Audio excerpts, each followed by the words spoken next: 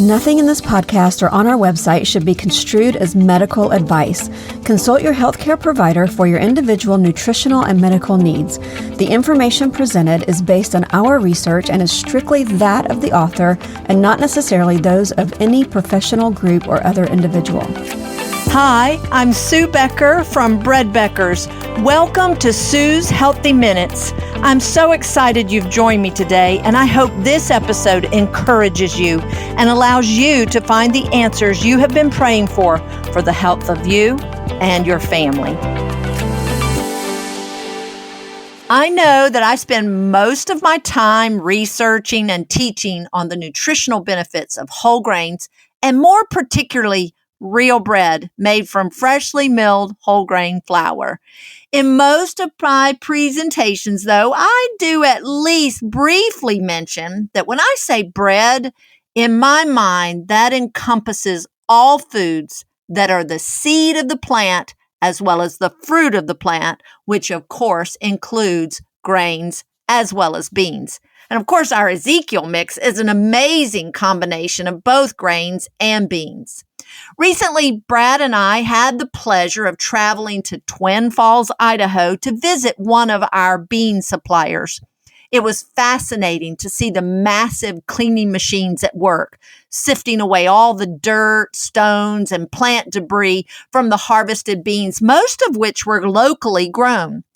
Each load of beans goes through multiple steps of cleaning, with the final result being a perfectly dust and rock-free load of beans. It really was remarkable to watch.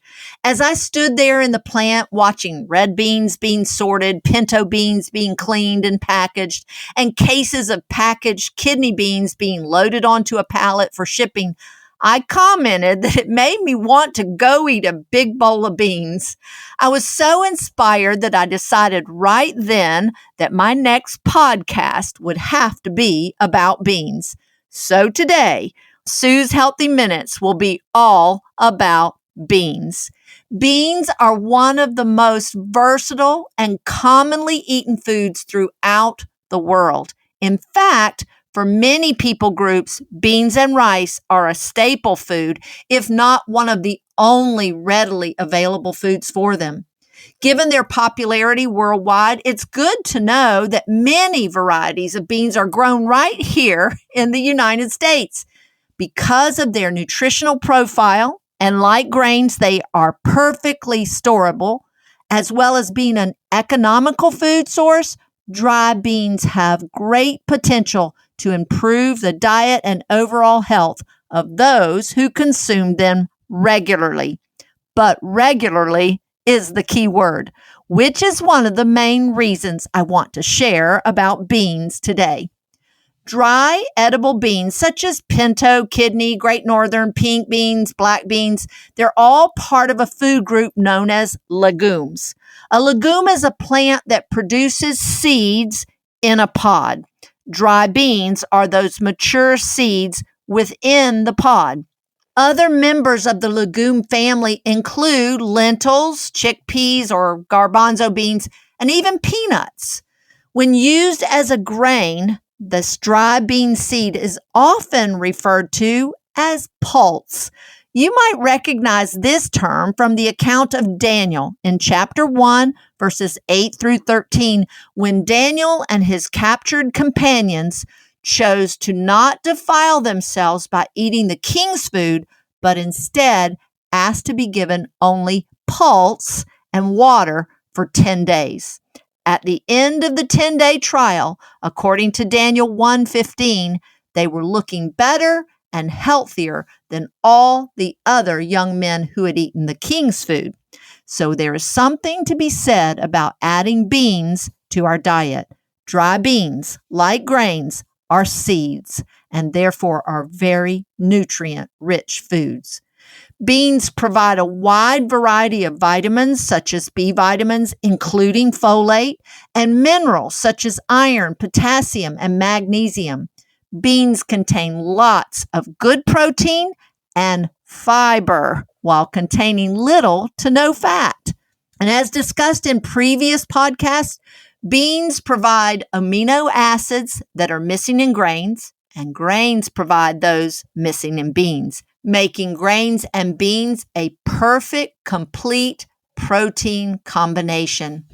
Beans are a truly nutrient-dense food group while contributing only a moderate number of calories. And because of their high concentration of health-promoting nutrients, consuming more beans could improve your overall health, and studies show could greatly reduce the risk of developing certain common American diseases, including heart disease, obesity, and even many types of cancer.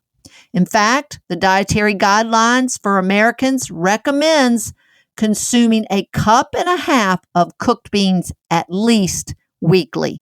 In episode 48 of Sue's Healthy Minutes on weight loss, I share in detail Dr. James Anderson's 1-2-3-4 plan of eating. In addition to the 1 cereal, 2 fruits, 3 vegetables, and 4 starches per day, Dr. Anderson suggests that adding just 1/2 cup of cooked beans to this daily plan would increase not only your nutrient intake, but also your fiber. Americans don't get nearly enough fiber in their diets, especially not the recommended 35 to 40 grams. So by simply adding 1/2 cup of cooked beans, you could increase your fiber intake by 8 grams. That's a lot of fiber for one small serving of beans. Beans are loaded with fiber, both soluble and insoluble, but are particularly high in soluble fiber, the kind of fiber that helps soften your stool and helps control blood sugar and cholesterol levels. I talk a lot about the importance of fiber. Studies show how increased fiber consumption does more than just relieve constipation. Fiber from food sources can help lower cholesterol levels, particularly the LDL, reducing the risk of heart disease, stroke, diabetes, obesity, and some gastrointestinal diseases.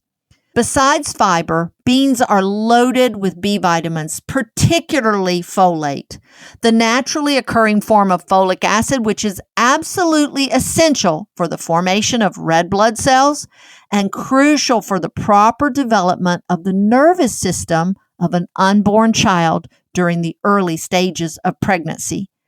Adequate intake of folate has been shown to significantly reduce the risk of neural tube defects in newborns, which is one reason why folic acid, a synthetic form of folate, is included in the enrichment requirements of processed bread and flour.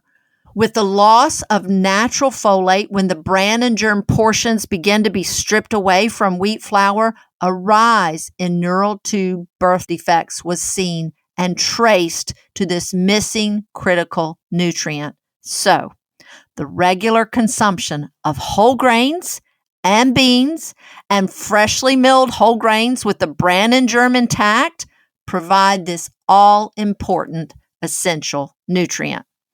Folate deficiency is also linked to elevated homocysteine levels in the blood. Homocysteine is a common amino acid in your blood, but high levels of it are linked to an elevated risk of heart disease and an indication of low levels of vitamin B6, vitamin B12, and folate. Thankfully, our whole grains and beans supply us with both our much-needed folate and vitamin B6. Just 1/2 cup serving of most cooked beans supplies about 25% of our daily need of folate, and some varieties of beans provide as much as 50%. Several studies have also shown that the regular consumption of beans can help lower total cholesterol and especially the LDL cholesterol. In an 8-week study, researchers found that the daily consumption of just 1/2 cup of pinto beans reduced cholesterol levels in the participants by more than 8%. Pinto beans were used in the study, but other beans such as kidney and black beans can be just as effective.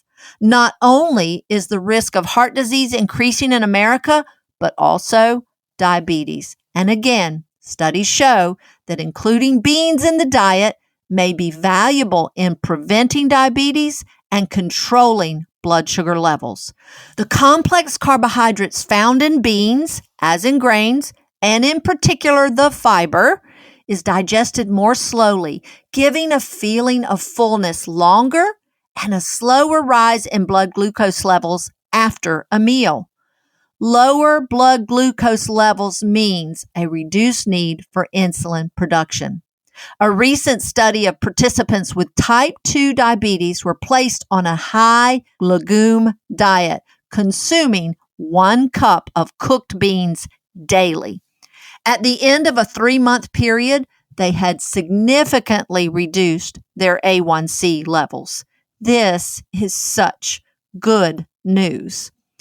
Obesity is another health issue that is actually gaining worldwide momentum, even among children. Childhood obesity has become a major concern. Adding more beans and whole grains to the diet fills you up without filling you out. Again, the slower digestion of the complex carbohydrates gives you the feeling of fullness longer while satisfying your nutritional needs. Though beans aren't typically considered a weight loss food, regularly consuming nutrient-rich beans may promote better weight management. The National Health Nutrition Survey found that people who consumed beans regularly had a lower body weight, lower waist circumference, and lower systolic blood pressure. This addition of beans to the diet provides a greater intake of dietary fiber, proteins, vitamins, along with essential minerals such as potassium, magnesium, iron, and copper. Beans are a great source of plant-based protein.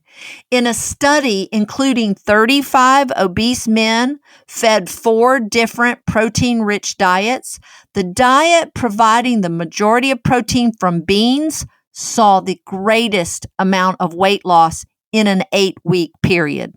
The group was instructed to eat beans at least 4 days a week.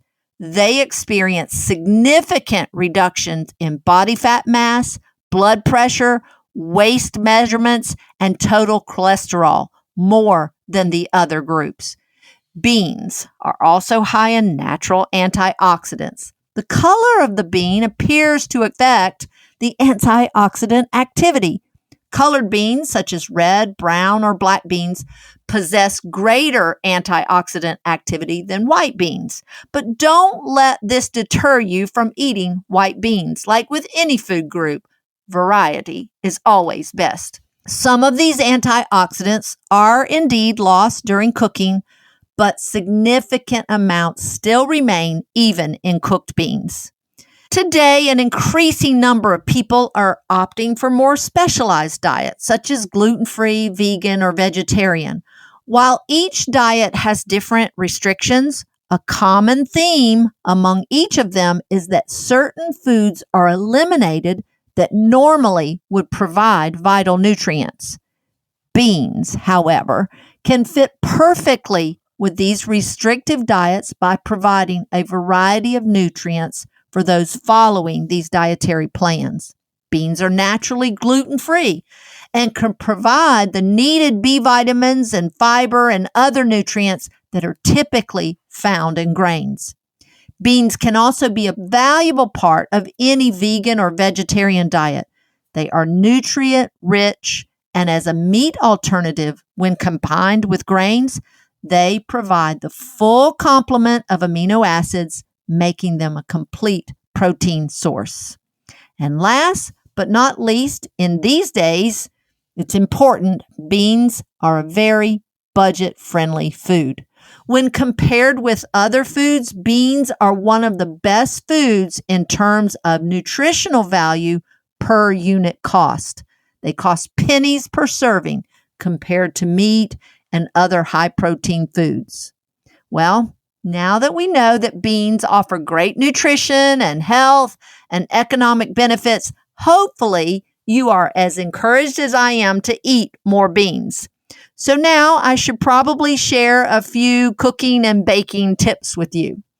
There are 4 basic steps when cooking dry beans: clean, rinse, soak, and cook. At Bread Becker's, the beans we sell are very clean. They must be, as we often mill our dry beans into flour. So with our beans, steps 1 and 2 are often unnecessary. But when cooking beans, a quick rinse is always a good idea. Soaking the beans before cooking is perhaps the most important step. It not only reduces the cooking time, but also reduces some of the gas-producing compounds in the beans that give beans their bad reputation. There are 2 basic soaking methods: the traditional cold water soak and a hot soak. For the cold soak, you simply cover the beans with cool water and let them sit at least 8 hours or overnight before cooking. For a hot soak, you will place the dry beans in a large pot with 8 to 10 cups of water for every 2 cups of beans. Heat to boiling and then boil an additional 2 to 3 minutes. Remove from heat and let soak for several hours or up to 24 hours.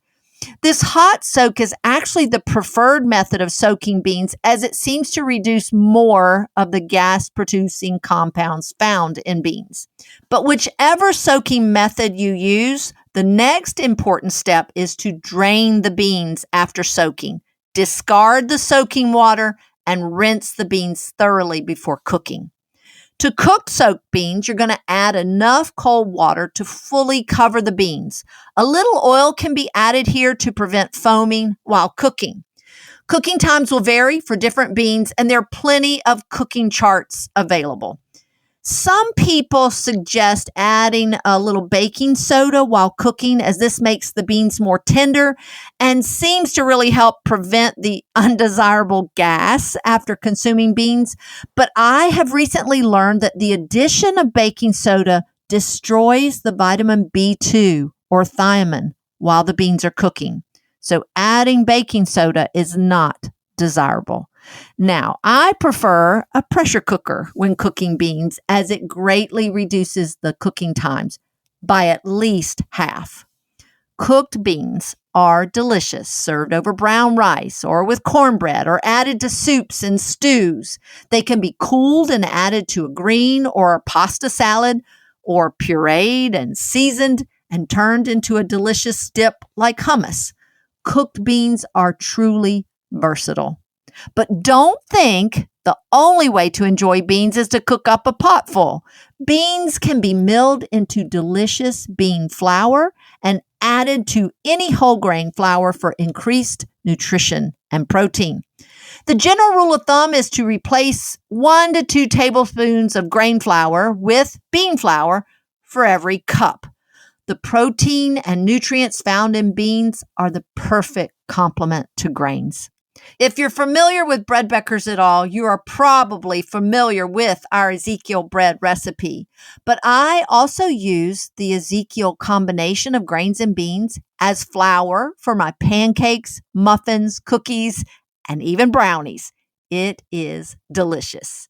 I have even substituted straight lentil flour for the flour in my basic chocolate chip cookie recipe, a perfectly delicious gluten-free treat.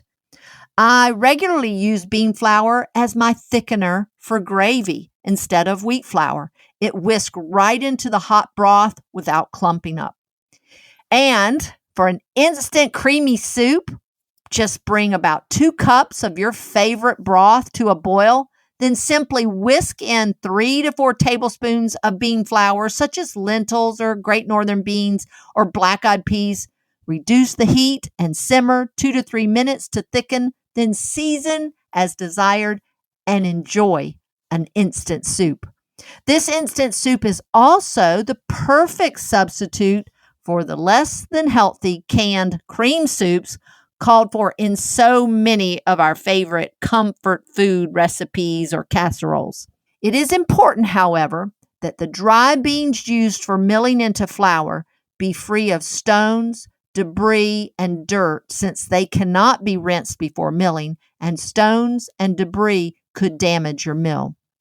At Bread Becker's, our beans are clean and perfect for both cooking or milling into flour.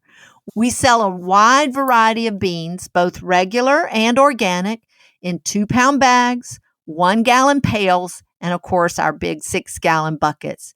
We even have dehydrated, refried beans with no fat or preservatives that cook up beautifully in 5 to 10 minutes by just adding water. They are delicious. Surely by now, you are as inspired as I am to add more beans to your daily healthy eating routine. Beans, like grains, are seeds, and seeds are the perfect storable food with the most nutritional value.